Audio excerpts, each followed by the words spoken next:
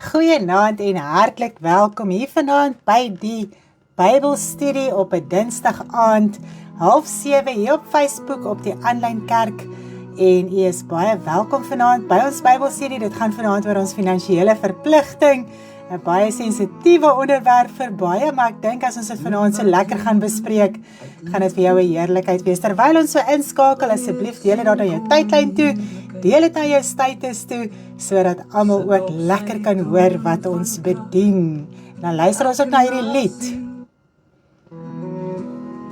Hy skei die harte, hy ken die weg, so skape en bokke uit mekaar. Aan sy regter die wat reg doen, sy linker die wat doen sonder liefde. 'n riglyn van liefde om goed te doen. Wat jy doen aan die broeders wat hom werklik dien, het jy aan die koning self gedoen. Doen dit uit liefde, doen dit reg. Sonder liefde is dit leeg, net 'n klank sonder woord. Ek kan nie share nie. Ek was honger, het jy my gevoed. Ek was dors, het jy gegee om te drink. Goeienaand almal, baie welkom. Sonder 'n duister was daar plek vir my by jou. Siek, het jy my besoek. In die tronk, vergeet vir die regte. Was daar reg teenoor die broeders. Elke knie sal buig, elke tong sal bely. Van wat jy doen aan die broeders wat hom werklik dien, het jy aan die koning self gedoen. Doen dit uit liefde, doen dit reg. Want sonder liefde is dit leeg, net 'n klank sonder woord. Kom, julle geseëndes, sal hy sê. Die koninkryk wag vir jou, maar vir die wat nie wou lief hê, sal die deur vir altyd sluit. Moenie wag tot te laat is. Verstaan nou die woord. Liefde is die sleutel tot die ewige lewe by hom. Sonder liefde is dit net geraas. Dit kan jou weerhou van jou ewige tente. Wat jy doen aan die broeders, die wat hom werklik dien, het jy aan die koning self gedoen. Laat jou lewe spreek van liefde, laat jou dade liefde toon. Doen uit liefde, doen dit nou. Wees 'n skaap en nie 'n bok. Die skeiding kom voor die koning op sy troon. Van wat jy doen aan die broeders wat hom werklik dien, het jy aan die koning self gedoen. Doen dit uit liefde, doen dit reg. Want sonder liefde is dit leeg, net 'n klinkende klank sonder woord. Doen dit aan hom. Ons het amper klaar geshare. Goeienaand almal, baie welkom hier vanaand by ons.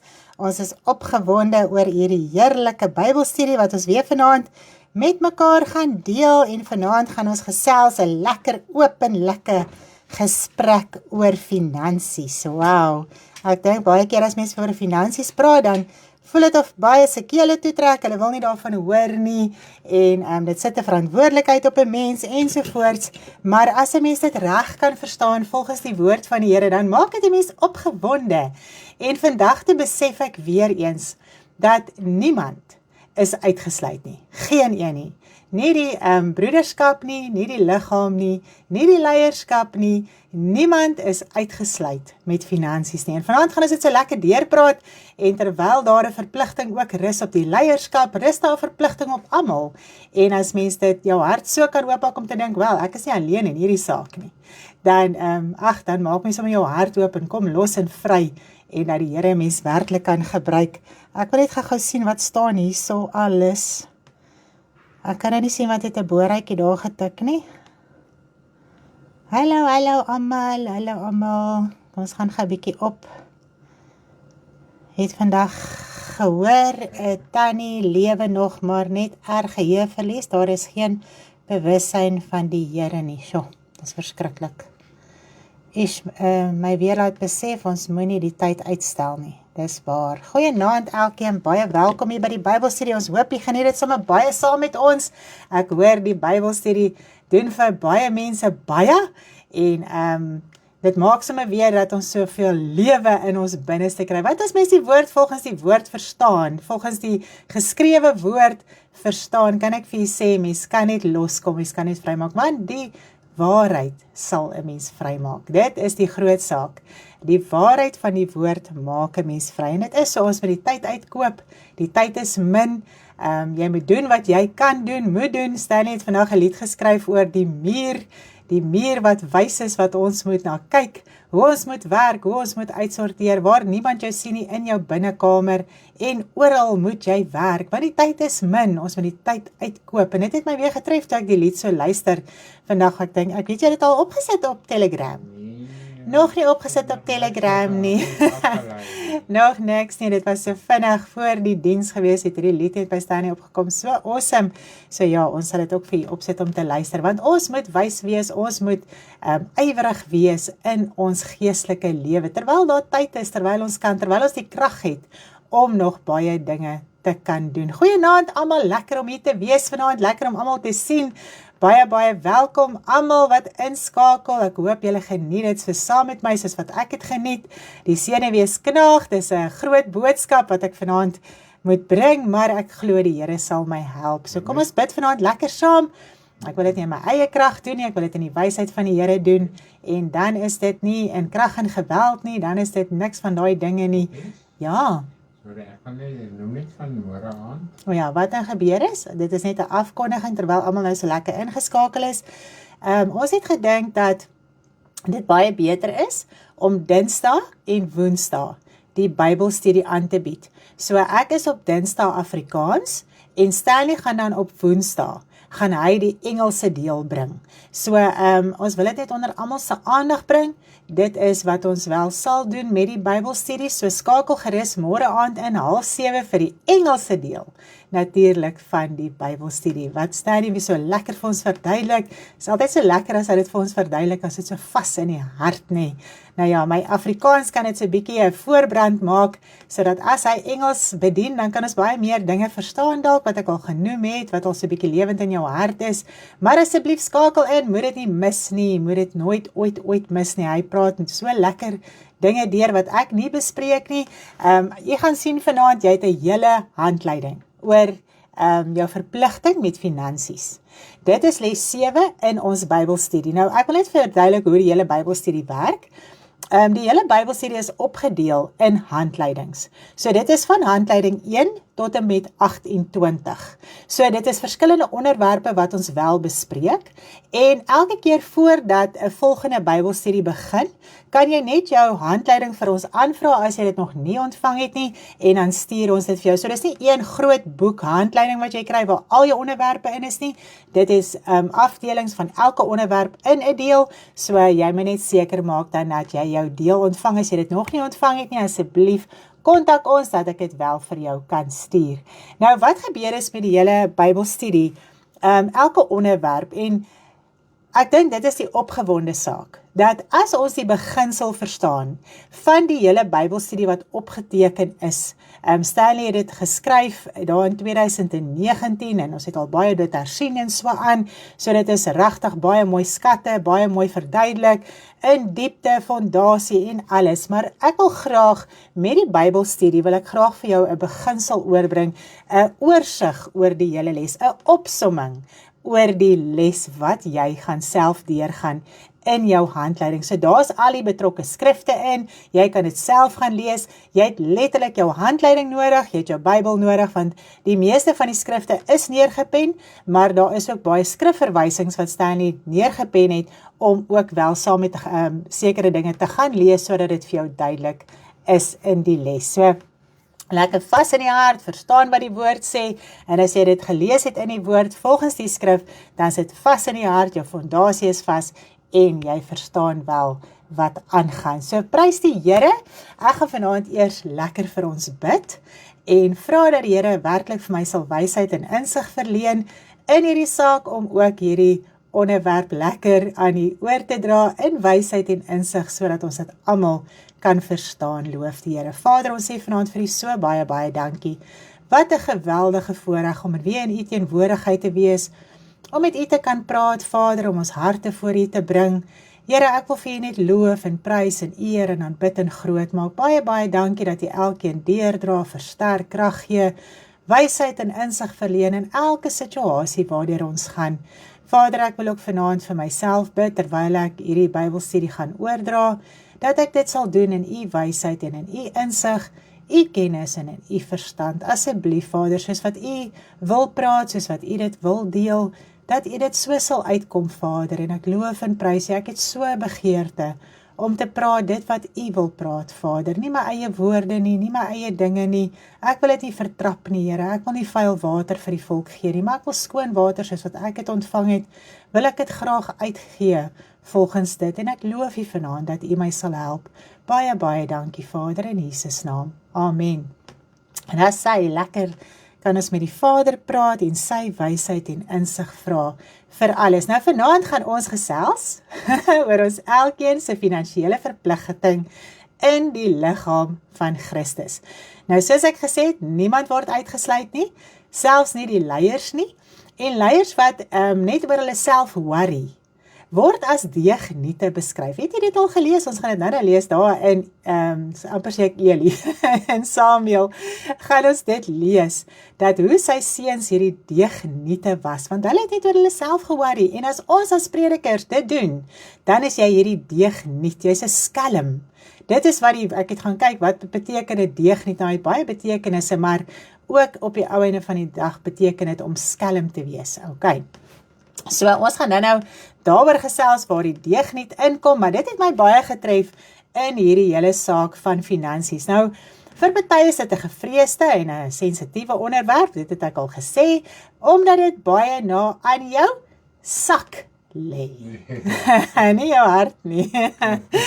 Nou ja, dit is nie maklik om baie keer te deel wat jy het nie, of 'n mens deel net 'n bietjie.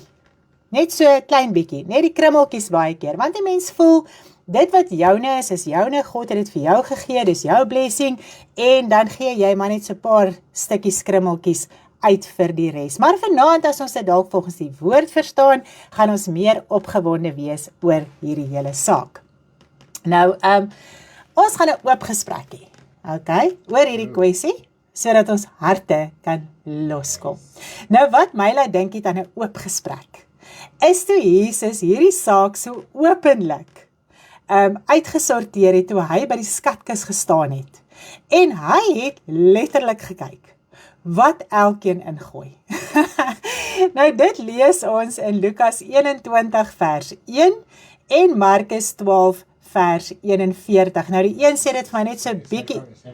Dis Lukas 21 vers 1 en Markus 12 vers 41 sê so te sê dieselfde, maar daar is net 'n deel in hom wat ek net ook wil bespreek. kollekte gesit in die kerk en kyk wat Yes, dan het een keer so by die kollekte gesit en gekyk wat gebeur. Dit was awkward. die oor gepreek. Ja, dit is verskriklik. So ja, ons gaan hierdie lekker oop gesprek hou, want Jesus was ook met hierdie saak gewees. En wat my getref het vandag, niks in die evangelie is geslote nie. Dit word oopgemaak deur Here Jesus Christus. Hy het elke faset van die evangelie, het hy openlik kom bedien en daaroor praat en kom uitsorteer. So niks is vir ons toe nie, okay? So as 'n mens dit werklik kan verstaan hoe die Here Jesus Christus dit kom praat het, en natuurlik, alles het altyd die hart van die mens kom openbaar. Alles wat Jesus gesê het die verdraaidheid, die gierigheid en al die dinge van die mens se hart geopenbaar. En Jesus het vir ons ook kom wys, dat deur sy lewe, ons kan alles wat vleeslik is oorwin, selfs die finansies wat hy kom aanspreek het. En as ons dit geestelik verstaan, dan is ons harte los. Prys die Here. Nou hy staan by hierdie skatkis en hy kyk wat elkeen ingooi. Nou die rykes het baie ingegooi. En hy maak 'n opmerking oor 'n vrou wat 2 geldstukkies ingegooi het. Nou moet jy weet, hy staan by hierdie skatkis, die rykes kom verby en hulle gooi baie in. En hier kom hierdie weduwee en sy gooi 2 geldstukkies in. En Jesus maak 'n opmerking oor die vrou wat die 2 stukkies geld ingegooi het. Hy maak nie 'n ophef van hierdie mense wat baie ingegooi het nie. Want op die ou einde van die dag het hierdie vrou uit liefde ingegooi. Sy het net geweet, daar's 'n tempel en daar's 'n skatkis. En ek is lief vir die Here. En ek wil alles vir hom gee. En sy het na hierdie skatkis toe gegaan en sy het daar alles gaan ingooi, haar hele lewensonderhoud. En dit wat my verskriklik diep getref het natuurlik, is dat Jesus na haar verwys het. Want wat sê die woord? Voeg jou by die nederige.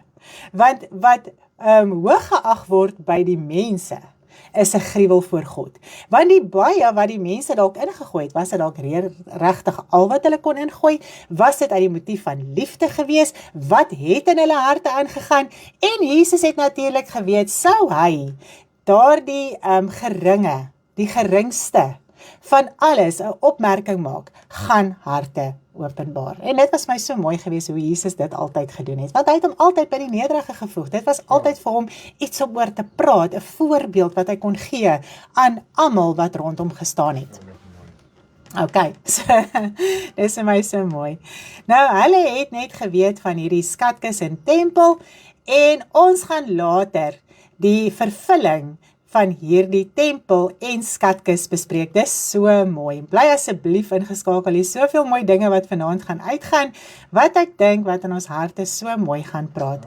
Nou, wanneer ons dit geestelik verstaan, moet ons harte nog meer oopmaak, want op 'n stadium, toe Jesus by die skatkis gestaan het, het hy ook hierdie wat hulle ingegooi het in die skatkis, bespreek as gawes. Okay? En ons gaan dit nou lees in Lukas, wat was Lukas 12:41, ons gaan nou daaroor gesels. Maar kom ons gaan gou eers en ons skop af met die Ou Testament, want dit is natuurlik altyd waar dit begin, is by die Ou Testament, hoe het hulle geld hanteer, hoe moes hulle werk en so aan. So kom ons gaan gou kyk bietjie na dit, en dan gaan ons kyk na die Nuwe Testament. Nou, hoe die wet gewerk het met tiendes, lees ons in Deuteronomium 12 vers 6. Deuteronomium 12 vers 6. En daarin moet julle jul brandoffers neem, en julle slagoffers, en julle tiendes, en offergawes van julle hand, en julle gelofte, en julle vrywillige offers, en die eersgeborene van julle beeste, en van julle kleinvee. Nou dit het alles op 'n stadium in vervulling gekom in die Here Jesus Christus. Nou ons gaan dit later bespreek. So, hulle moes nie net tiendes vat nie, hulle moes offergawes vat, hulle moes hulle eersgeborenes vat, hulle moes vrywillige offers vat en al die dinge, so dit het nie net oor tiendes gegaan nie. So hulle kon, al wat hulle in die Ou Testament kon doen, is om fisiese dinge te vat na die tempel toe. Nou wat gebeur het, hulle het dit gevat na die tent van samekoms toe, want hulle kon almal daar lekker by mekaar kom, en daar moes hulle tiendes en offergawes en alles heen vat, want die Levitiese stam was die priesters gewees, hulle het die tempeldiens gedoen. So niks van die ander stamme het tempeldiens gedoen nie. Net die Levitiese stam was gekies gewees om priesters te wees, om tempeldiens te doen ensovoorts. En uit daai tiendes en offergawes en eersteling offers en vrywillige offers en alles wat hulle gevat het na die tempel toe, het die Leviete uitgelewe. Nou wat vir my baie mooi was, die Leviete moes 'n tiende van die tiende gee wat hulle ontvang het. Okay, so dit wys vir jou dat selfs die prediker, die leier, is nie gevrywaar nie. So jy ontvang en jy moet gee. Okay, so dit was baie mooi gewees.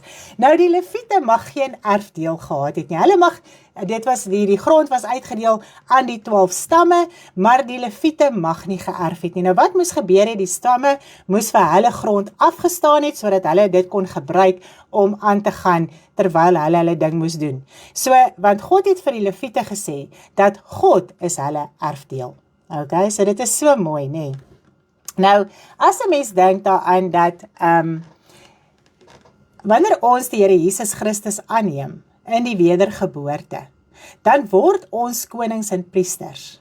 Nou doen ons die tempeldiens, nou werk ons vir die Here, dag en nag. Amen. En dit is vir my so mooi om aan te dink dat God is ons erfdeel ook. Dis ons ewige lewe, so dit is jou erfenis as kind van God. En dit is hoekom 'n mens hier op aarde moet jy aangaan en gebruik en so aan asof jy nie besit nie. Want jy het 'n ander erfdeel. En is so mooi om aan te dink dat dit is wat in jou geestelike lewe moet gebeur. Okay, so ons gaan nog lekker praat oor die vervulling daarvan. Ek wil dit net so gou so noem, dat ons net so 'n bietjie bly. Nou, ons lees natuurlik in Maleagi 3 vers 10 en dit is die allergewilde skrif wat baie mense gebruik op hierdie stadium om nog steeds tiendes te gee en wanneer hulle tiendes gee, hulle gaan ontvang. Hulle gaan 'n sekere deel weer terug ontvang van God af, hulle gaan ryk word, hulle gaan oorvloed hê en al die dinge. So kom ons gaan lees Maleagi 3 vers 10. Bring die hele tiende na die skathuis, sodat daar spys in my huis kan wees, en beproef my tog hierin, sê die Here van die leerskare, of ek vir julle nie die vensters van die hemel sal oopmaak, en op julle 'n oorvloedige seën sal uitstort nie. Nou ons moet verstaan, in die Ou Testament moes hulle baie meer fisiese dinge doen. Daar was 'n tempel gewees, daar was 'n skatkis gewees, hulle moes al hierdie dinge soontoe vat, dat die Leviete kon lewe en al die dinge, so, en dit is hoe hulle op daardie stadium God kon beroof, as hulle nie gedoen het wat hulle moes doen volgens die wet nie. Okay, so daarvolgens is hulle geseën. As hulle gedoen het wat hulle moes doen, het God alles wat sleg is van hulle weerhou, hulle was geseënd op hierdie aarde gewees en al hierdie dinge, maar ons moenie uit die oog uit verloor nie, hulle was geseënd op hierdie aarde, omdat hulle die fisiese gedoen het, dit was 'n fisiese godsdiens gewees, maar hulle moes hel toe gaan.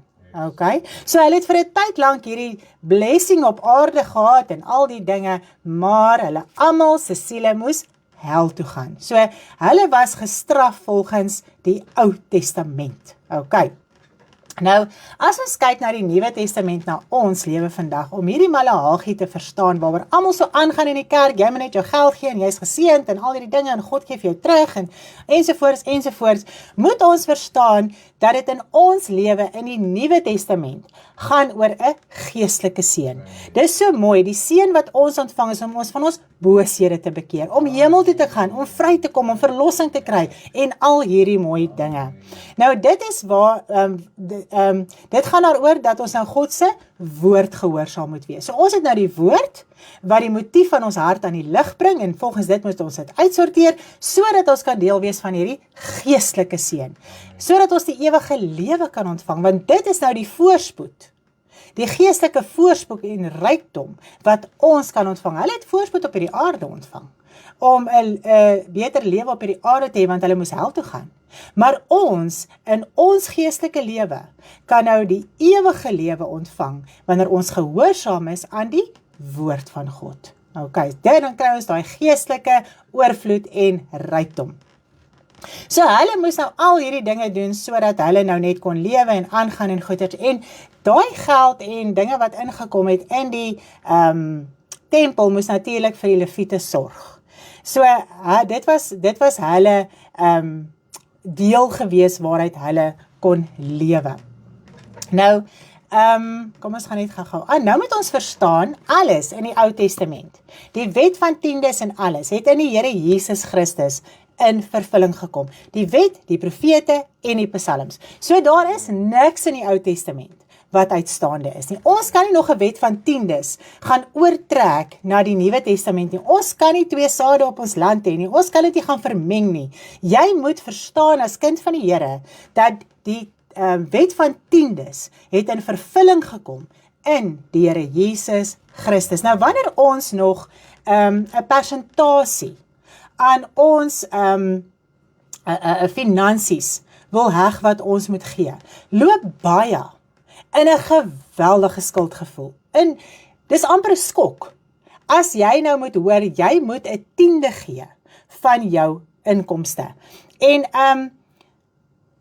ek besef dat bitter min mense kan werklik 'n tiende gee van hulle inkomste. En dit is waarom dit so erg is dat dit dan gepreek word, dat jy onder die vloek is as jy nie jou tiende gee nie, ensovoorts, ensovoorts. Maar hoe moet ons dit verstaan volgens die Nuwe Testament? Want die Here Jesus het juis gekom om die vloek te breek van die Ou Testament. Ok, al die Ou Testamentiese wette. So alles wat die mens vasgehou het Jesus Christus kom breek. Ok, so wat nou gebeur is, wanneer jy as kind van die Here in die Nuwe Testament, na die opstanding van die Here Jesus Christus, nadat die Heilige Gees uitgestort is die bekragtiging van die Nuwe Testament, as jy nou wil teruggaan na die Ou Testament toe, en die wet van tiendes onderhou, dan sit jy jouself onder die vloek van die wet. So jy verruil jou vryheid, jou geestelike lewe, jou ewige erfenis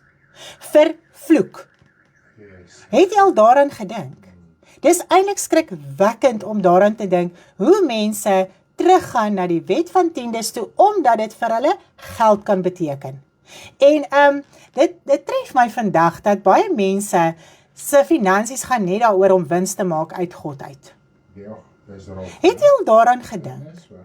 Ek gee om te ontvang, ek gee om te ontvang. So ek wil die heeltyd wins uit God uitmaak. Ja. Dit gaan nie oor my ewige lewe nie, dit gaan nie om die Here te dien nie, dit gaan nie om hom te behaag nie, dit gaan nie om sy woord te onderhou, sy wet te onderhou, niks nie. Dit gaan letterlik daaroor om dit wat ek kan uit God uit te kry. Joh, dit het my regtig verskriklik getref vandag.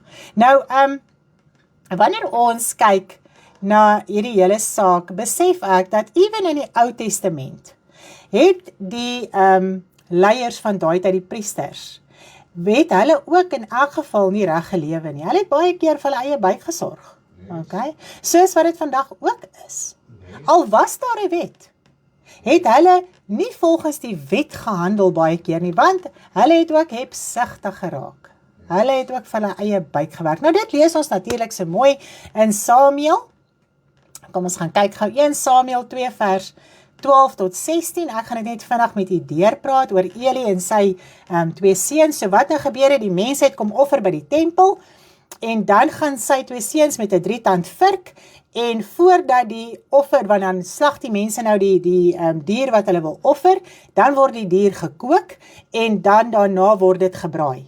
En nou sê hy, nee, hy wil daai vleis hê, die priester Eli wil daai vleis hê, voor dit gekook word. Hy wil dit gebraai hê. Okay, so hy gaan dit uit jou hand uit ontvang, as dit gekook is nie. Dan vat hulle die 3-tand vurk, en hulle druk dit in hierdie vleis, in hierdie rou vleis, en hulle vat vir hulle alles wat op daai vurk kon gaan. En natuurlik was dit nie reg in die oë van die Here nie, want hulle het nie ge-worry oor die offer wat mense gebring het nie. Hulle het ge-worry wat hulle daar kan uitkry. Hulle wou hulle self, wat is nou die woord? Verryk, deur die offers wat gebring is na die tempel toe. En dis baie keer, in die evangelie en die Nuwe Testament is dit presies so. Baie mense offer hulle self, as 'n lewende offer. Dis ons redelike godsdiens. Maar die meeste het nie 'n saak met die offer wat gebring moet word van jou as mens nie. Dit wat kosbaar is van jou nie. Die mense worry net oor wat hulle uit die evangelie kan uitkry. Okay?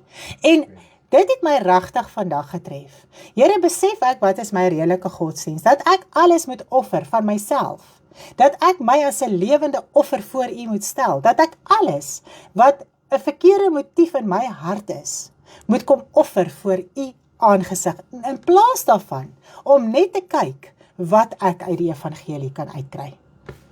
Okay, so, dit is geweldig om daaraan te dink. Gaan lees bietjie weer Samuel deur en dan kan jy jouself so bietjie weer... O ja, en, sorry, dit is wat ek wou sê, is dat, jullie sê, want ek bedoel, die vet wat aan God geoffer is die beste deel. Okay, so, ten minste moes die vet geoffer word, en die mense het vir hulle gesê, hoorie, so laat ons ten minste net die vet aan God offer, en hulle het gesê, nee, ons weier, ons gaan daai vleis vat voor daai vet geoffer is. So hulle het geweier, dat even die beste deel van die offer, aan God geoffer word. Hulle wou dit vir hulle self hê. En nou kan die mens verstaan dat, hoekom God baie van die offers nie aangeneem het nie.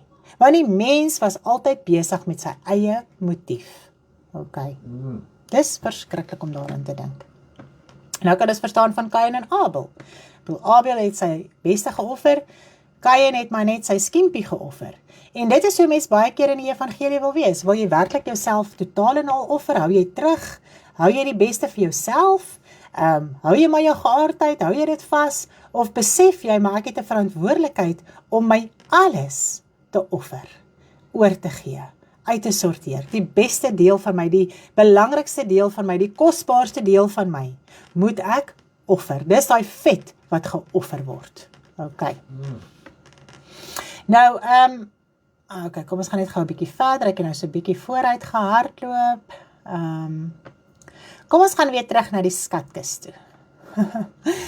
Nou, toe hy by die skatkis staan en kyk wat hulle ingooi, verhoog hy natuurlik die geringste, wat die minste ingegooi het. Nou, dit het hulle harte geopenbaar, want 'n mens voel mos as mens dat, wow, die ou wat die meeste ingooi, hy is die belangrikste. En dit is wat 'n mens na opkyk, en dit is wat 'n mens eer, terwyl Jesus na die hart gekyk het. Hy het altyd die motief van die hart gesien, want in die Nuwe Testament, want in die Ou Testament het dit glad nie oor die hart gegaan nie, dit het oor fisiese dinge gegaan. As hulle gee wat hulle moet gee, doen wat hulle moet doen, dan was hulle in bewaring gehou. In die Nuwe Testament gaan dit nou oor die hart, die motief, dit wat aan die lig kom, wat jy moet uitsorteer, wat jy moet offer, wat jy moet uitsorteer met die Here. En dis vir my so mooi om aan te dink dat Jesus het nie 'n saak gehad met die ryk mense wat kom offergawes ingooi het nie. Want het hulle dalk 'n motief in hulle harte gehad wat nie uit liefde was nie, wou hulle dalk niet raak gesien gewees het, of wat ook al die geval mag wees, is nou nie vir ons opgeteken nie. Maar ek het vandag daaraan gedink, Here, U ken die motief van die hart, en U weet wat gaan die motief van die mense hart aan die lig bring. Daar is dit vir my so mooi dat hy sê in Lukas 21 vers 1, hy sê, en toe hy opkyk, sien hy die rykes wat hulle gawes in die skatkis gooi. Nou hier kom ons nou so 'n bietjie nader aan 'n punt. Is geld 'n gawe? Okay? Moet ons dit as 'n gawe beoefen? Is dit 'n verantwoordelikheid soos 'n gawe? So ons wil 'n bietjie daaroor dink vanaand. Nou enige iets wat ons ontvang en kan aanwend om die evangelie te bevorder, is 'n gawe. Okay? En net soos jy gawes wat jy ontvang het van die Gees reg moet beoefen en dit moet gesuiwer word, moet hierdie gawe ook reg beoefen en gesuiwer word. Nou ons gaan bietjie daaroor gesels. Nou, as jy vanaand jou hart kan oopmaak, soos wat Jesus hierdie dinge kom openbaar het, kan ons werklik verstaan waaroor ons verpligting in die evangelie gaan. Dan gaan jy nie meer skrik nie, jy gaan nie meer weghardloop nie, jy gaan nie wegkruip as daar van geld gepraat word nie. Jy gaan verstaan, dis 'n gawe wat jy ontvang in jou lewe, in die liggaam van Christus, waarmee jy moet werk. Wow, is dit nie amazing nie? Nou, soos ek gesê het, niemand is gevrybaar nie. Nou kom ons lees hierso, toe gaan Jesus en hy vertel 'n gelykenis aan hulle. Nou, natuurlik, hier was hierdie mense gewees wat geldgierig was hier rondom hom, en hy vertel hierdie gelykenis, en natuurlik, na die tyd het hulle hom beskimp. Want alles wat Jesus geuiter het, alles wat hy gesê het, het die mense motief in die lig gebring. Nou, hy verduidelik vir hulle hierso in Lukas 16 vanaf vers 9, tot en met vers 13, praat hy oor hierdie God Mammon. Ons mag nie twee heres dien en so aan nie, ons moet vriende maak deur hierdie onregverdige Mammon ensovoorts. So kom ons gaan lees die skrif, dat ons dit ook lekker kan verstaan. Kom ons begin by vers 9. En ek sê vir julle, maak vir julle vriende deur die onregverdige Mammon, sodat wanneer julle die lewe verlaat, julle in julle ewige tente kan ontvang. So wat ons al hier reeds sien, is dat jy dalk jou ewige lewe kan misloop, as jy nie vriende maak deur die onregverdige Mammon nie. Hy wat getrou is in die minste, is ook aan die groote getrou, en hy wat onregverdig is in die minste, is ook aan die groote onregverdig. As julle dan nou nie getrou was in die onregverdige Mammon nie, wie sal julle die ware goed toevertrou? En as julle nie getrou was in 'n ander se goed nie, wie sal aan julle julle eie gee? Geen die huiskneg kan twee here dien nie, want hy sal of die een haat en die ander een lief hê, of die een aanhang en die ander een verag. Julle kan nie God en Mammon dien nie. Nou ek wil gaga hier vir ons 'n liedjie speel oor hierdie hele ding wat opgesom is. Luister baie mooi daarna.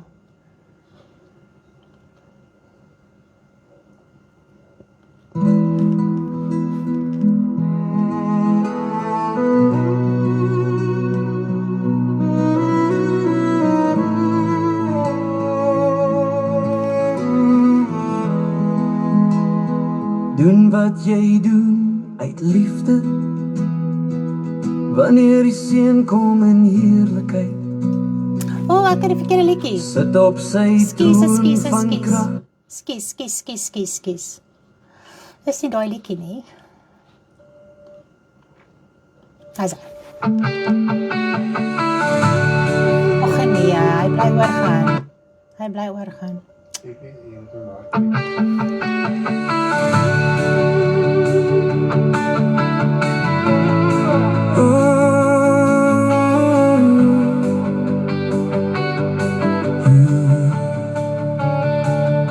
Geen huis nog kan twee Here dien nie, want hy sal die een hart die ander lief hê, of hy sal die een aanhang met sy hart en die ander verag en laat gaan. Jy kan nie verdeel wees binne-in, jy kan nie twee paaie loop nie. Niemand kan twee Here dien nie. Jy moet kies aan wie jy behoort, of God alleen met jou hele hart, of die wêreld wat jou wil vashou. Jy kan nie God en Mammon dien nie. Daar is net een troon in jou binneste. Kies vandag wie jy sal dien, met jou lewe, met jou alles, met jou siel. Niemand kan twee Here dien nie, want of hy sal die een haat en verlaat, en die ander lief en volg met oorgawe, met alles wat hy het en is. Jy kan nie halfpad staan nie, jy moet jou hart volkome gee. Niemand kan twee Here dien nie. Jy moet kies aan wie jy behoort, of God alleen met jou hele hart, of die wêreld wat jou wil vashou. Jy kan nie God en Mammon dien nie. Daar is net een troon in jou binneste. Kies vandag wie jy sal dien, met jou lewe, met jou alles, met jou siel. Een Heer, een koning, een pad om te loop, een waarheid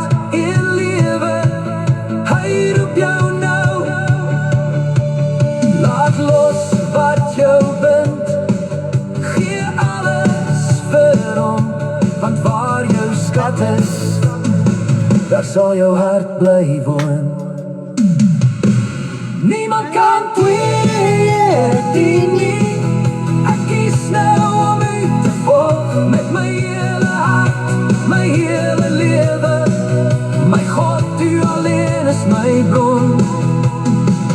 Nie mamma, nie wêreldse dinge sal my hart weer vas kan hou.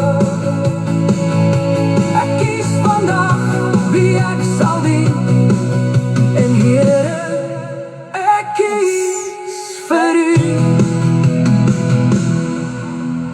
Wow, is dit nie amazing nie? Dit is nou weer die hele gedeelte wat opgesom is. Nou, hoe moet ons dit verstaan? As Mammon dan 'n god is, hoe moet ons vriende maak? Hoekom kry ons die finansies as dit dan Mammon is? Okay? Nou, ons het nou so mooi gelees deur hierdie hele gedeelte dat ons moet getrou wees aan hierdie onregverdige Mammon, want God weet dat ons het hierdie bron nodig om meer te lewe. Okay? En hy gee dit vir ons. Maar dit is 'n ander se goed, dis Satan se goed, wat God vir ons gee, om reg te gebruik, om in getrou te wees, om 'n verantwoordelikheid van te vat. So as ons getrou is aan 'n ander se goed, aan Satan se goed, wat God vir ons gee, om te gebruik, kan ons aan meer getrou wees. Dan kan God ons aan meer toevertrou. Is dit nie amazing nie? Nou, as ons kyk na die hele saak van die vriende te maak deur die onregverdige Mammon. Want Satan is onregverdig. Dis Satan se stelsel. Satan het geen regverdigheid in hom nie. Hy is 'n god van hierdie wêreld. So daar is niks goeds in Satan nie. Daar's niks goeds in geld nie. Okay? Maar ons het dit nodig om dinge uit te sorteer. Nou, wie is jou vriende op die ou einde van die dag? As ons kyk na die liggaam van Christus, is die liggaam van Christus die wat werklik die Here dien. In die liggaam van Christus, die broeders wat werklik die Here dien. En dan praat ons natuurlik van die susters as ons praat van die broeders. Almal wat kinders van die Here is in die liggaam van Christus wat hom werklik dien. Hulle is jou vriende wat jy moet maak deur die onregverdige Mammon. Okay. So God gee vir jou hierdie gawe in die liggaam van Christus. Net soos wat jy ander gawes het, is dit ook 'n gawe wat jy in die liggaam van Christus moet gebruik, aanwend om vriende te maak. Nou wanneer jy 'n geldjie het en jy het 'n vermoë om meer te hê as wat die res van die liggaam het, dan is dit 'n gawe wat jy ontvang het, 'n vermoë wat jy ontvang het, wat jy moet gebruik in die liggaam van Christus om vriende te maak in die liggaam van Christus. Maak dit vir ons sin. Okay.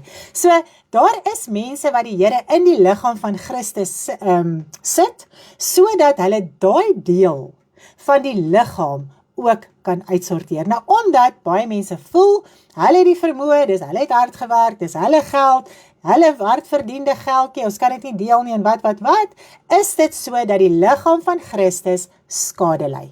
Soos wat die ander gawes nie aangewend word in die liggaam van Christus, om die liggaam van Christus toe te rus en te stig en al hierdie dinge nie, is dit net so 'n belangrike punt, wat ook nagelaat word in die liggaam van Christus. Nou, jy kry jou deel, jy mag jou deel gebruik, volgens jou behoefte in jou huis, in jou huisgesin, ensovoorts, maar dit wat die Here toekom, en dit is nou altyd, ons praat altyd van dit wat die keiser toekom, en dit wat God toekom, maar ons lê meer klem daarop, aan dit wat die keiser toekom, maar God sê ook, gee aan God wat hom toekom.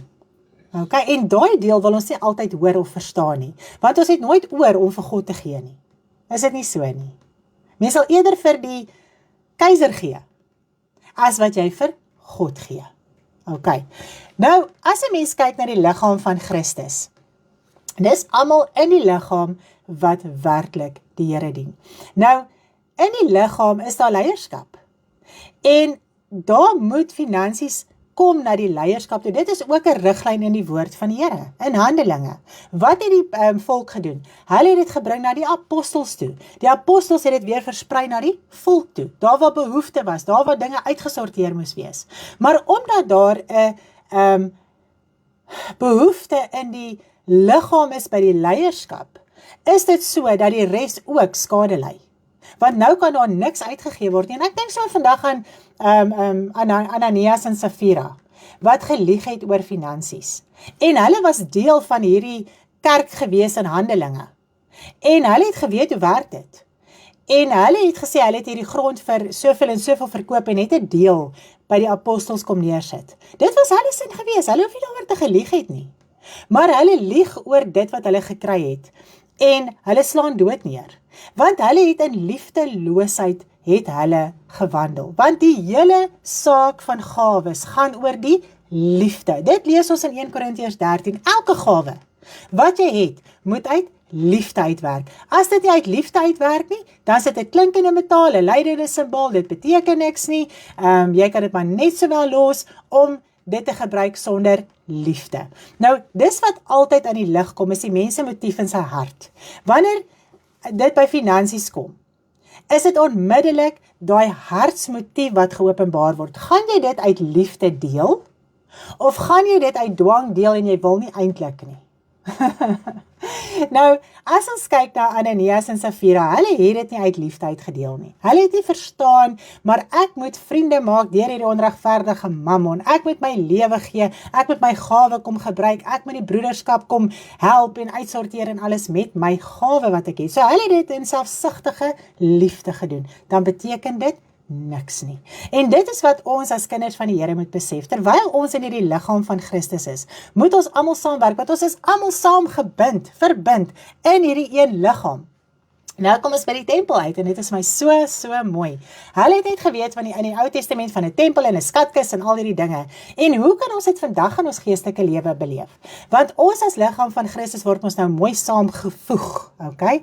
En ons verrys as hierdie gebou. En ons elkeen is 'n tempel waar die Gees huisves. En saam is ons hierdie groot gebou, geestelik, waarin God woon deur sy Gees. En daar is 'n skatkis. Is dit nie so nie? En God weet presies wat in daardie skatkis aangaan. En dit is asof die mens dink dat God hom nie sien met sy finansies nie. Hy kan maak wat hy wil, hy kan doen wat hy wil, hy kan dit uitsorteer volgens wat hy wil doen, terwyl hy nie besef, maar dit is aan hom gegee, om dit sy verantwoordelikheid te maak, sodat God hom kan vertrou, met dit wat hy vir hom gegee het, met daai gawe, wat hy vir hom gegee het. Nou, wanneer jy dit gee, is dit soos wanneer jy in 'n geestelike skatkis ingooi. God weet dit, en so kan die behoefte van die heiliges, die in die liggaam van Christus, uitgesorteer word. So dit is nie asof God nie daarvan weet nie. Dis in sy tempel. Dis in hierdie geestelike huis, wat jou hart geopenbaar word, wat jou lewe moet geoffer word, wat jy moet kom gee, wat jy daai gawe moet beoefen. God weet van alles. En as ons dit kan verstaan in ons geestelike lewe, dat ons kan niks vir God wegsteek nie. Ons kan nie lus voel om ons gawe te deel nie. Dit is dan net so goed, ek en Stanley voel, weet jy wat, ons is nie lus nie. Ons gaan nie ons gawe deel hierdie week nie, ons gaan die Bybelstudie hou nie. Wat gaan gebeur? Die voedsel wat ons op die regte tyd moes kom gee aan die volk, weerhou ons van die volk. God weet dit. Okay? Dis nie asof God dit nie weet nie. Ons hand is nie in ons eie, ons kan nie ons lewe lei asof dit ons eie is nie. En dit is baie keer ons probleem. Dit is asof ons net kan aangaan. Asof God van niks weet nie. Nou wanneer jy gee, en vriende maak in die broederskap, deur die onregverdige mammon, dan kan dinge in die liggaam van Christus uitgesorteer word. Die behoefte kan nagekom word, of wat ook al die geval mag wees. En dit gaan ook so dat baie mense sê, nou vir wat 'n broeder en suster en alles moet ek nou gee, en wat moet nou gebeur, en al hierdie dinge, en is dit die verwarring, en ons riglyn. Bring dit na een punt toe, en hulle moet die geestesvermoëns hê, hulle moet volwasse genoeg wees, om dit vir die regte mense weer te gee. Nou dit is wat die Here ons leer. Hy het ons deur 'n geweldige leerskool gevat. Om volwasse te raak, om te kan onderskei tussen goed en kwaad. Wie is maar net 'n saamloper, wie gebruik net die evangelie, wie wil net wins maak uit die evangelie uit, wie kom maar net met 'n soetsappige storie, maar jy weet op die ou einde van dag, in die liggaam van Christus, wie die Here werklik dien, waar daar werklike behoefte is. Okay. En dit kan uitgesorteer word deur dit wat jy in liefde bring na die liggaam toe. Nou daai gawe van jou moet ook gesuiwer word. Dit moet ook groei. Want jy sal dalk voel, ag net soveel. En ek kan net soveel gee. Maar op die einde van die dag, hoe meer vrymoedig jy raak met jou gawe en verstaan waaroor dit gaan in die evangelie, hoe meer gaan jou hart oopmaak en verruim word en al hierdie dinge, sodat dit ook in jou hart kan groei, dat jy kan verstaan. Weet jy wat, ek koop dalk vir my 'n hele maand se groceries en dit staan in my spens en vrot. En elke 3 maande moet ek dit weggooi wanneer dit miet in. Moet ek dalk al bietjie mooi kan kyk, my genade, het ek dit werklik nodig om elke maand R50,000 se groceries te gaan koop wat staan in vrot? Of gaan ek begin verstaan, ek moet vrymoedig raak met die broederskap, ek moet behoefte kan begin raak sien, ek moet kan deel in liefde, want hierdie gawe van my moet in liefde werk. En so kan die liggaam van Christus uitgesorteer word, ook in daardie area. Nou dit gaan natuurlik kom na die leiers toe, en hulle moet ook deel. So dit is nou die Lewiete moes hulle 10de afstaan, die leiers moet hulle deel ook afstaan. Maar hoe werk dit nou in die Nuwe Testament? Gaan dit nou nog steeds oor 'n 10de? Gaan dit nog steeds oor 'n persentasie? Hoe werk dit in die Nuwe Testament? Nou kom ons gaan kyk so 'n bietjie gou na skrifte, dat dit vir ons riglyne kan wees van hoe werk dit nou in die Nuwe Testament. Kom ons gaan kyk gou. Ek het nou so 'n paar dinge sommer gou 'n bietjie geskep net deurgepraat. So kom ons gaan kyk gou daar. In 2 Korintiërs 9 vers 5 tot en met vers 8. 2 Korintiërs 9 vers 5 tot en met vers 8. Ek het dit dus noodsaaklik geag om die broeders te versoek om vooruit te gaan na julle toe en julle vroeër aangekondigde dankoffer vooraf in orde te bring, sodat dit gereed kan wees as 'n dankoffer en nie as iets wat afgepers word nie. Laat elkeen gee soos hy hom in sy hart voorneem, nie met droefheid of uit dwang nie, want God het 'n blymoedige gewer lief. God het mag om alle genade oorvloedig oor julle te laat wees, sodat julle altyd in alle opsigte volop kan hê en oorvloedig kan wees tot elke goeie werk. Is dit nie amazing nie? So wat moet ons nou verstaan in die Nuwe Testament? Ons moet gee volgens ons voorneme van ons hart, volgens ons wat ons kan gee, wat ek uit met 'n blymoedige hart wil gee. En dit is liefde.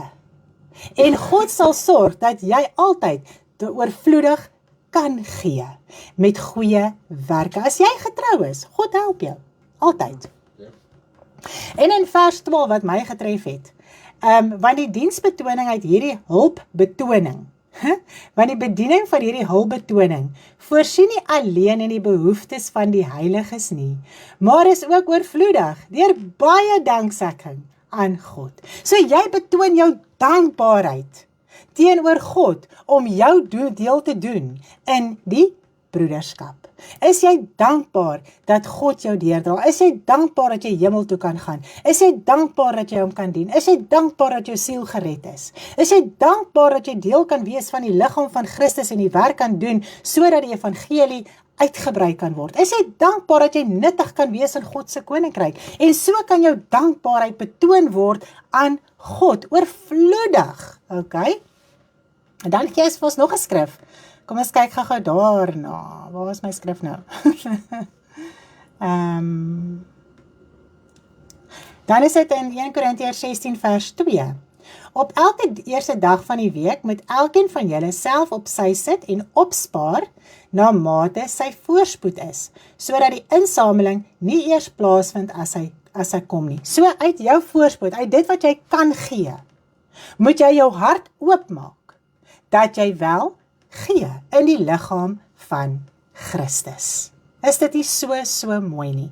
En mens moet dit deel van jou lewe maak. Ek sien nou hierso, hulle moes goed op sy begin sit het. Hulle moes begin opspaar. Hulle moes begin uitsorteer, want hulle het geweet, hulle moet hierdie offer gee. Uit dankbaarheid teenoor die Here. En baie keer is finansies vir ons amper 'n laaste prioriteit. Ek gaan eers bos in my eie lewe, en die klein bietjie wat oorbly, dit sal ek 'n krummeltjie van deel. Maar vir hulle was dit prioriteit gewees. Hulle moes dit uitsorteer, hulle het geweet, Paulus gaan dit kom haal. Hy het hulle laat weet. En vandag, as 'n mens oor finansies praat, skram almal weg, hardloop weg, raak weg, jy hoor nie weer van hulle nie, hou net terug, sonder om enigiets te sê, en so gaan 'n mens aan in jou geestelike lewe. En ek dink mens kan vanaand verstaan, dat dit gaan oor 'n gawe, wat jy in liefde moet gebruik. God gaan jou moet vertrou, met dit wat hy aan jou toevertrou. Dit gaan nie daaroor dat dit vir jouself is nie. OK. Maak dit sin? Maak dit sin. Maar die hele beginsel van gawes gaan oor liefde. 1 Korintiërs 13. OK? Gaan lees dit oor en oor en oor. Wanneer jy voel dis nie nodig nie, wanneer jy wil opstandig raak oor finansies, wanneer jy wil voel dat jy wil dit nie gee nie, gaan lees 1 Korintiërs 13. Gaan verstaan waaroor dit gaan. Gaan verstaan dat jy jou ewige tente kan misloop. Jy kan nie vir jou 'n plek in die hemel inkoop nie, nooit nie. Nie met geld nie.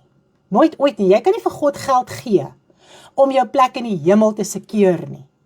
Maar deur verkeerd te gee of om nie te gee nie, kan jy wel jou ewige lewe mis. OK, so dit is so belangrik finansies in die evangelie is. Nou, kom ons sê 'n mens wil buite die liggaam charity doen. Jy wil buite die liggaam goeie dade doen. En die liggaam ly skade. Sit jy met 'n probleem? OK, so kom ons noem gou 'n voorbeeld. Ek het nou nie geweet eintlik hoe om dit te verduidelik nie, maar ek gaan gou 'n voorbeeld noem. Kom ons byvoorbeeld, hierdie liggaam van Christus is sekere hoeveelheid geld nodig en jy is in staat om 'n sekere bedrag te gee in die liggaam van Christus. Nou besluit jy, o nee, hierdie sondaar het dit nodig, hierdie kind van my het dit nodig, die kind kom nie deur nie, hulle doen in sonde, hulle lewe in sonde, hulle is nie gered nie of wat ook al, maar jy bly vir hierdie mense gee wat nie gered is nie. OK? Maak jy jouself los van die liggaam van Christus wat in liefde moet werk. Want die hele saak van goed doen, goeie dade, finansies, moet in liefde geskied. En as riglyne in die woord van die Here, waar volgens ons dit moet doen, en dan doen ons dit uit liefde uit. So as 'n mens voel, jy gaan net op jou eie aangaan, ek doen my goeie dade, ek gee my geld waaroor ek dink dit moet heen gaan, en die liggaam van Christus ly skade, en sit met 'n probleem, en jy gee nie jou deel wat jy hier eintlik kan gee nie, jy gee dit uit. Sit jy met 'n probleem dat jy jou ewige tente kan misloop. Dit is hoe ernstig finansies is. Dit is hoe ernstig hierdie gawe is, wat jy in die liggaam van Christus moet beoefen. So ek hoop ons kan dit so in daardie erns sien, en te verstaan, dat ons eie sinnigheid maak, dat die liggaam van Christus ly. En ek kan vir jy sê, dit is ongelukkig presies hoe dit is. Daar's 'n handjievol, wat hulle verantwoordelikheid besef, in die liggaam van Christus. Die res gaan net aan asof hulle geen verantwoordelikheid het nie. En tog is hulle daar om te kom hoor, wat is die kos wat die Here vir hulle wil gee elke week? Jy kan nie kom eet sonder om jou deel by te dra nie. Nou, wat het Paulus vir hulle gesê? Kom ons kyk gou wat het Paulus vir hulle gesê. Dit het my nogal getref. Hy sê vir hulle, is dit nou so erg? Ek gaan nou daarby uitkom. Ek het my skryfies nou so bietjie hier so in 'n volgorde. Hy sê hierso vir hulle dat in 1 Korintiërs 9 vers 11, Hy sê, as ons vir julle die geestelike gesaai het, is dit 'n groot saak as ons julle stoffelike goed maai? So ons gee ons lewe, ons gee ons tyd, ons gee ons alles, prys, ons offer onsself. En is dit dan nou so erg, dat ek van jou stoffelike moet eet? Dit wat in jou vermoë is, dit wat jy kan gee. Dan sê hy ook, want die skrif sê, jy mag 'n os wat, dit is 1 Timoteus 5 vers 18, want die skrif sê, jy mag 'n os wat graan dors, nie mylband nie, die arbeider is sy loon werd. So as jy jou finansies terughou, in die liggaam van Christus, en nie jou deel doen, en die leierskap kan doen wat hulle moet doen nie, is hulle gemylband. Nou, mylband beteken, jy sit 'n doek om 'n os se mond, wat op hierdie dorsvloer werk, en jy laat hom nie vrylik eet van hierdie oes nie. Dit wat hy eintlik mag eet nie. Al wat jy doen is, jy sit vir hom 'n paar stukkies pitte in daai sakkie, om sy mond, en jy sê vir hom, dis al wat jy sal kry. Dis wat jy mag eet uit die evangelie uit. So jy mylband hom, jy hou hom vas, sodat hy nie kan doen wat hy moet doen nie. En hy gaan al sigtende aan. Niemand hou op nie. Ons gaan aan om die evangelie te bedien. Maar al sigtende. En nou weet jy, in die liggaam van Christus is hierdie geweldige behoefte. Dis nie mense wat hulle geld mors nie. Daar's behoefte in die liggaam van Christus. Nou kan jy glad nie doen wat jy moet doen in die liggaam nie, jy kan nie doen in die evangelie wat jy moet doen nie, want almal mylband jou, almal sit 'n doek om jou bek. En sê, jy sal net soveel van my kry, klaar. En ek wil net dit moet vanaand insink in ons harte, want hierdie is 'n ernstige Bybelstudie.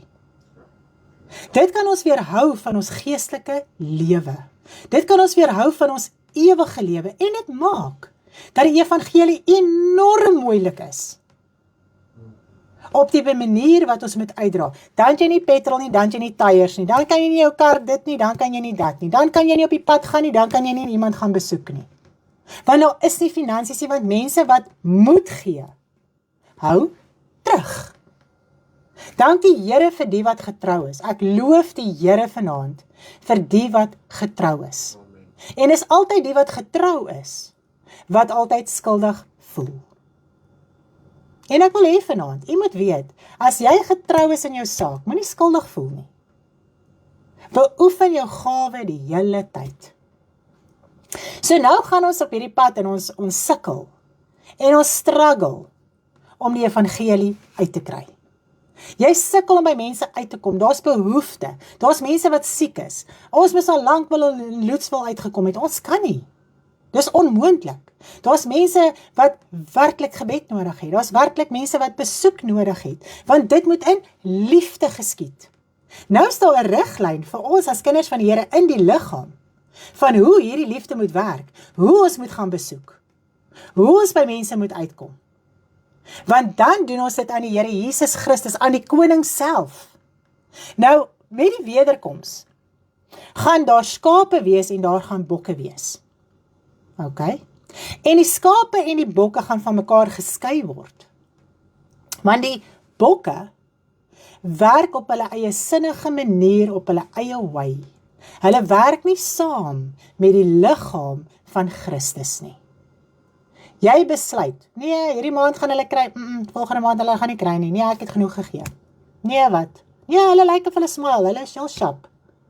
Ons lyk nooit soos ons omstandighede nie. Al sit ons hier met honger maagies, gaan ons smile. Want al sigtende, gaan jy aan met die evangelie, want jy moet.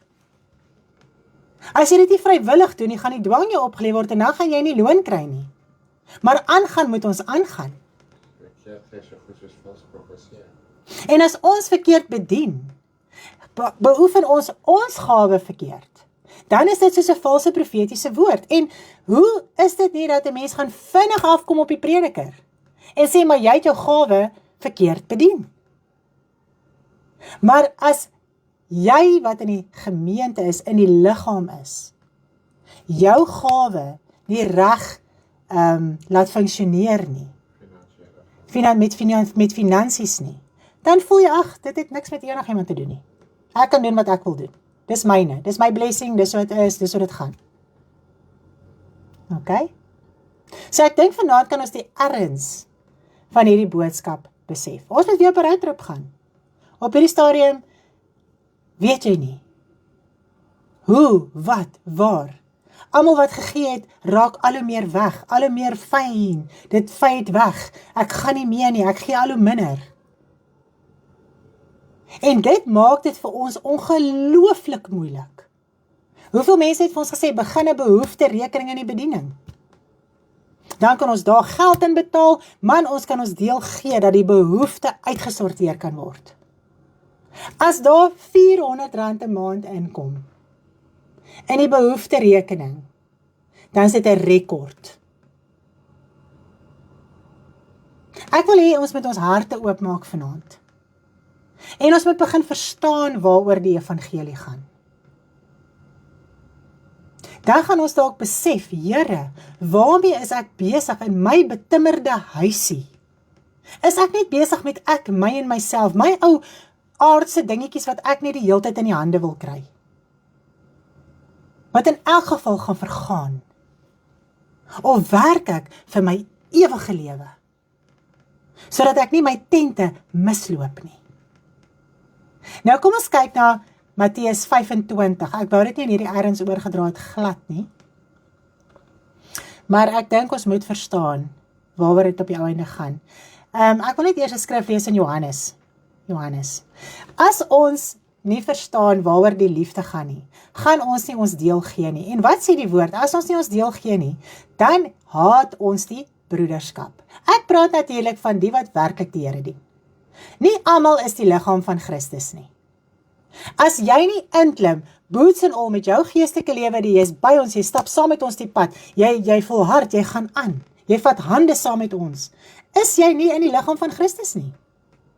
Dan sê jy dien die Here, maar jy het jouself al lank losgemaak, want jy is so op jou eie, jy gaan so op jou eie aan, dat jy nie meer deel is van die liggaam van Christus nie, en dit is 'n gevaar, want jy gaan verdroog, jy gaan verdor.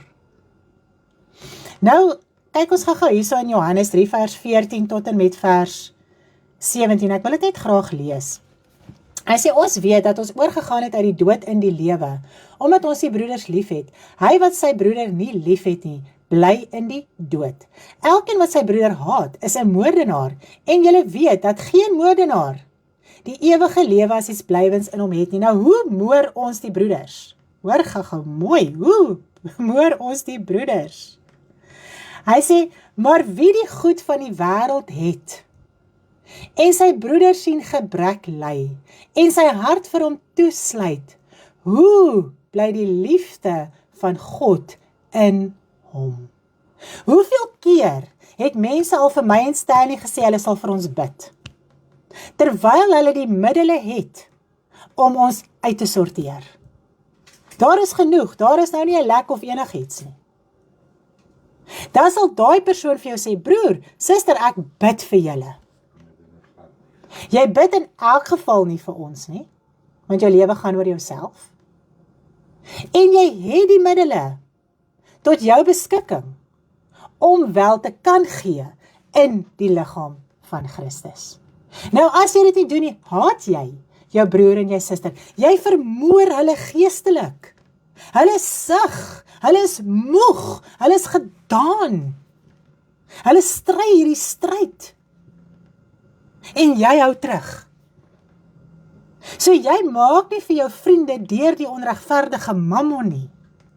Jy gebruik die onregverdige mammon onregverdig vir jouself. So as jy die middele het, en jy weerhou dit, sit jy met 'n magtige probleem. As ons die woord in ons harte het, en ons weerhou dit, sit ons met 'n magtige probleem. As daar wel finansies inkom in die bediening, en daar is genoeg om ander mense uit te sorteer, en ons hou dit vir onsself terug, sit ons in 'n magtige probleem. Dan vermoor ons die heiliges, ons vermoor ons broederskap. So dit is 'n geweldige verantwoordelikheid op ons almal, nie net op julle nie, op onsself. Maar nou sit 'n mens in hierdie saak van daar is 'n tekort. 'n Verskriklike tekort. So jy kan jouself nie eens uitsorteer nie, wat nou nog van die broederskap? En as jy geestelike voeding ontvang by 'n plek, en jy's in die liggaam van Christus, is dit jou verantwoordelikheid om wel te gee, by te dra, uit te sorteer. OK, het ons hom so. Nou die beginsel van liefde wat ons moet verstaan, waar volgens ons moet uitsorteer, is natuurlik in Matteus 25, die skape en die bokke. Nou dit is die liedjie wat ek nou vir julle gaan speel. Nou wat hier gebeur is, wanneer Jesus gaan kom, met die wederkoms, gaan hy kom met sy krag en heerlikheid en engele en God gaan geopenbaar word en dit gaan hierdie verskriklike gebeurtenis wees. En op daai oomblik gaan daar 'n skeiding wees tussen kind van God en kind van God. Never mind kind en sondaar. As jy as 'n bok operate, as kind van God, gaan daar 'n skeiding wees tussen die skape en die bokke. So jy is nie werklik kind van God nie, want jy opereer nie volgens sy woord nie. Nou kom ons lees, praat ek nonsens, of staan dit in die woord? OK. Matteus 25, vers 32 tot en met vers 40. OK. En voor hom sal al die nasies versamel word, en hy sal vir hulle van mekaar en hy sal hulle van mekaar skei, soos die herder die skape van die bokke afskei. En hy sal die skape aan sy regterkant en die bokke aan sy linkerkant sit. Nou dit gaan nie fisies so gebeur nie, dit was 'n gelykenis gewees. OK, so Jesus het hier vir ons 'n beginsel oorgedra. Hy gaan nie fisies daar sit op sy troon en sê, OK, jy's 'n skaap, jy's 'n bok nie. En jy gaan jou saak kan bepleit en jy gaan nou kan sê, hoekom jy nou goed gedoen het soos wat jy nou gedoen het, ensovoorts, ensovoorts. Gaan 'n skeiding wees. Daar gaan onmiddellik, dis wat Jesus vir ons kom verduidelik het. Daar gaan onmiddellik, met die wederkoms, gaan daar 'n skeiding plaasvind. OK? So as jy as kind van die Here nie volgens die liefde gelewe het van die woord, en volgens die woord gehoorsaam gewees het, en jou finansies en dinge aangewend het nie, gaan jy verlore gaan saam met die bokke. OK, kom ons lees. Hy sê, dan sal die koning vir die wat aan sy regterhand is sê, kom julle geseëndes van die Vader, beerf die koninkryk wat vir julle berei is van die grondlegging van die wêreld af, want ek het honger gehad, OK, en julle het my te ete gegee. Ek het dors gehad en julle het my te drinke gegee. Ek was 'n vreemdeling en julle het my herberg gegee. Ek was naak en julle het my geklee. Ek was siek en julle het my besoek. In die gevangenis was ek en julle het na my gekom. Nou hier moet ons nou iets mooi verstaan. Dat die hele beginsel wat Jesus hier oorgedra het, gaan oor kinders van die Here. Dit gaan nie hier oor sondaars nie. So dit gaan nie dat elke ou nou hospitaalbesoek moet gaan doen en vir elke ou nou gaan bid asof hy jou broeder is nie. Jy hoef nie nou te gaan na elke gevangenis toe en nou vir almal te gaan kuier in die gevangenis nie. Wat hier gebeur het, onthou net, baie mense is toegesluit, opgesluit, as gevolg van die evangelie wat hulle bedien het. Soos Paulus, hy was meer in die gevangenis gewees as dat hy uit 'n eie gevangenis uit was. Petrus, baie van hulle was in die gevangenis gewees. So dan moet jy hom besoek as kind van die Here. OK? Ek was naak en julle het my geklee, ek was siek en julle het my besoek. So die kind van die Here is naak, hy het behoefte, so hy moet geklee word. Die kind van die Here is siek, hy moet besoek word.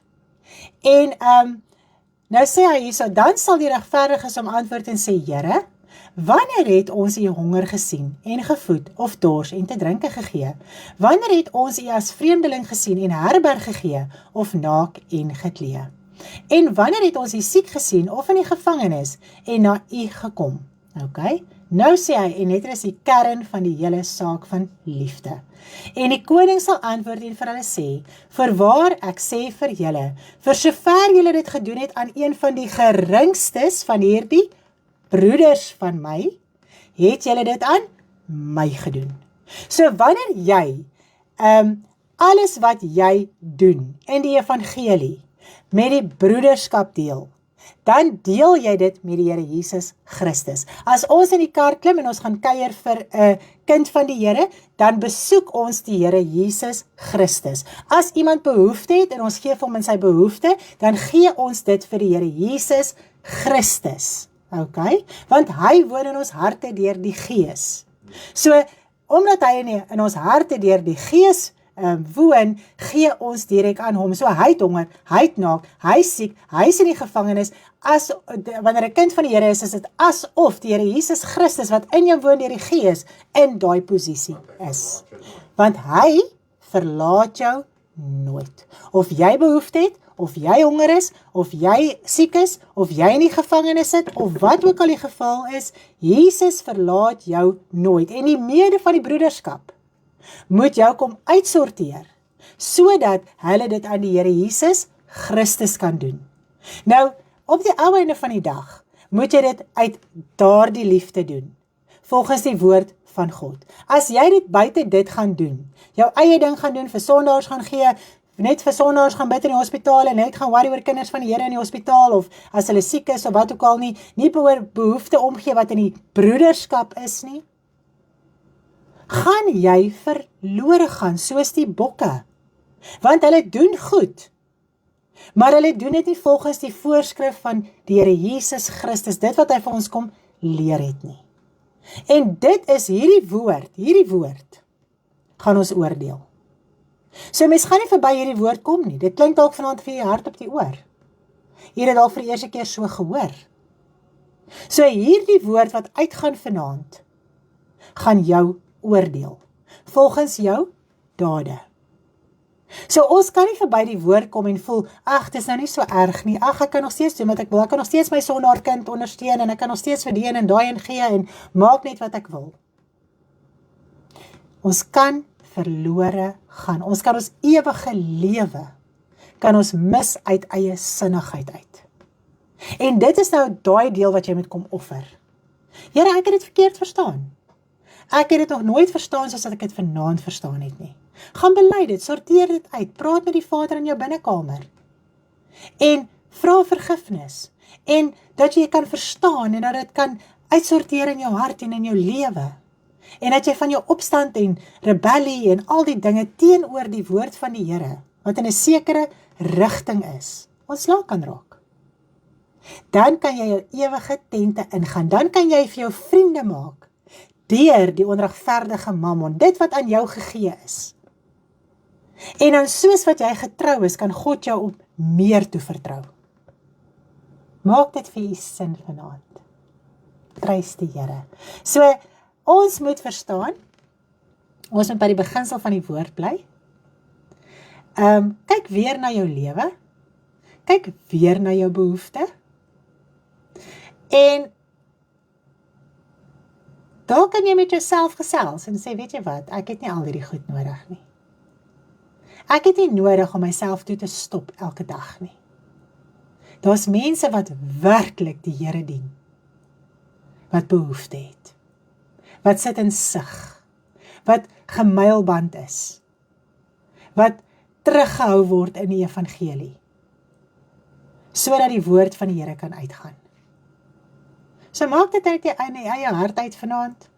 Gaan deur die les, lees dit lekker deur, daar's baie skrifte, daar's baie dinge wat jy kan lees, uitsorteer ensovoorts.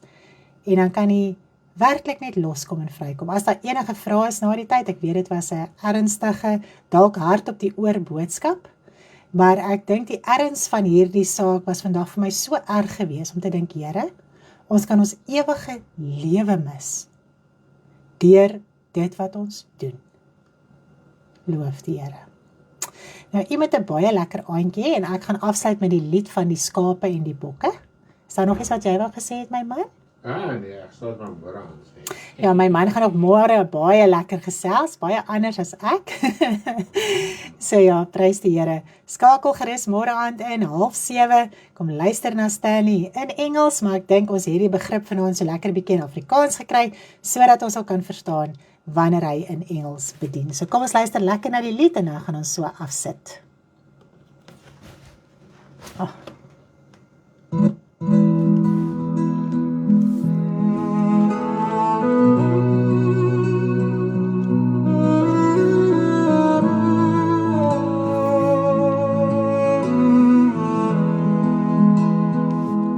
wat jy doen uit liefde.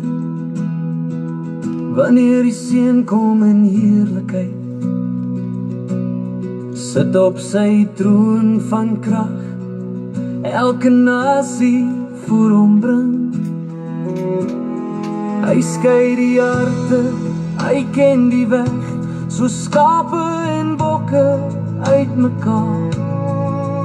Aan sy regter die wat reg doen, sy linker die wat doen sonder liefde. 'n riglyn van liefde om goed te doen.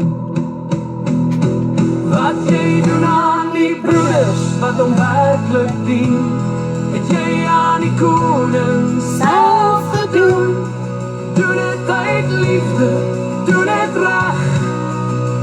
Sonder liefde is dit leeg, net 'n klank sonder woord. Ek was honger, het jy my gevoed. Ek was dors, het jy gegee om te drink. 'n vreemdeling sonder 'n tuiste, was daar plek vir my by jou. Siek, het jy my besoek. In die tronk, vergeet vir die regte, was daar reg teenoor die broeders. Elke knie sal buig, elke tong sal bely. Van wat jy doen aan die broeders wat hom werklik dien, het jy aan die koning self gedoen. Doen het uit liefde, doen het reg. Want sonder liefde is dit leeg, net 'n klank sonder woord. Kom, julle geseëndes, sal hy sê. Die koninkryk wag vir jou, maar vir die wat nie wou lief hê, sal die deur vir altyd sluit. Moenie wag tot te laat is. Verstaan nou die woord. Liefde is die sleutel tot die ewige lewe by hom. Sonder liefde is dit net geraas. Dit kan jou weerhou van jou ewige tente. Wat jy doen aan die broeders die wat hom werklik dien, het jy aan die koning self gedoen. Laat jou lewe spreek van liefde, laat jou dade liefde toon. Doen uit liefde, doen het nou. Wees 'n skaap en nie 'n bok.